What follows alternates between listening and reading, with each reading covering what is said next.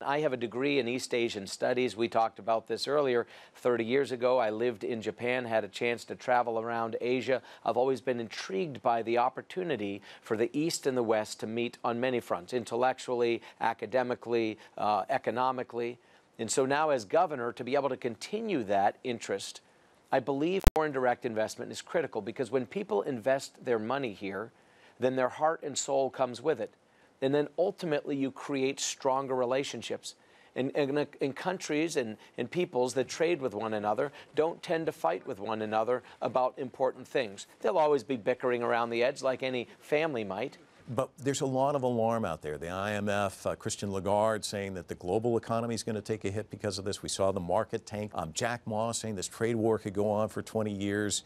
You seem like an optimistic sort. When you hear all of this stuff, does it keep you up at night? Because obviously it can impact some people here in Kentucky. Or do you think, nope, we're going to get this thing settled? We will get this settled. It may not be settled. Here's what I know. Any negotiation that is an effective and good one, nobody gets 100% of what they want. So nobody will go away feeling that they got everything they wanted out of this. There will be change. Everybody will give and get something in return.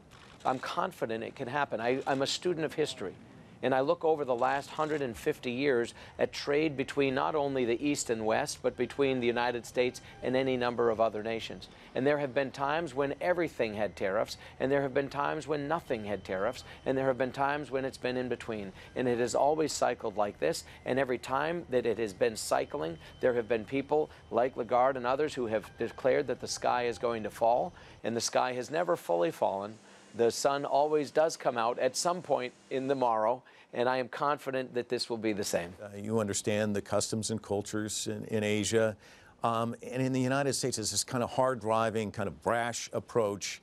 It's kind of a clash of cultures, in a sense, isn't it? Of course it is a bit, because the Eastern mindset and the Western mindset are very different. The Western mindset, certainly from the American perspective, is very expeditious. We want things now. We want it quickly. There's no time for small chit-chat. You cut right to the chase. It might be considered rude and blunt and inappropriate in other cultures.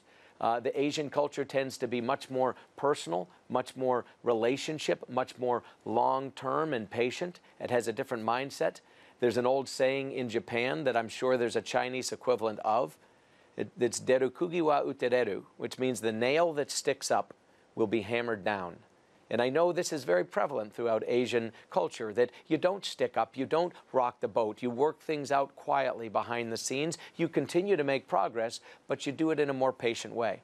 In America, in the West, we encourage nails to stick up all over the place. It's just a difference of culture. And so you're correct. Of course, that results in clashes at times, but there's great opportunity that comes from things. Thomas Edison, the man that invented the light bulb, among other things, he said most people, though, in life miss opportunity because it usually shows up in overalls and looks like hard work.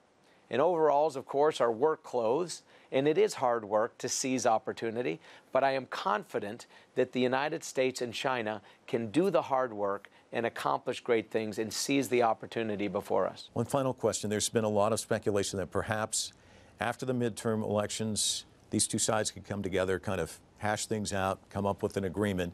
You might be coming back right after that. What does that look like, having gone to China, kind of setting the stage, paving the way for the state of Kentucky? Again, I think the future is bright.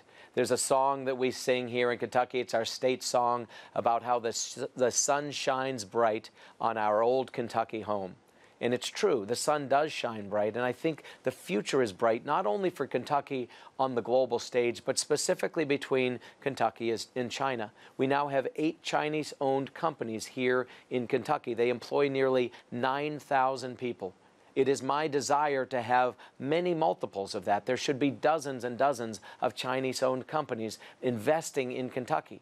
This is an incredible state with incredible workers and incredible fertile fields and incredible logistics capabilities. And the people of China and the businesses of China are looking for places exactly like this. So my belief is that it's good for Kentucky, it's good for China, and I think we're going to see a lot more foreign direct investment, and every side will be better off as a result.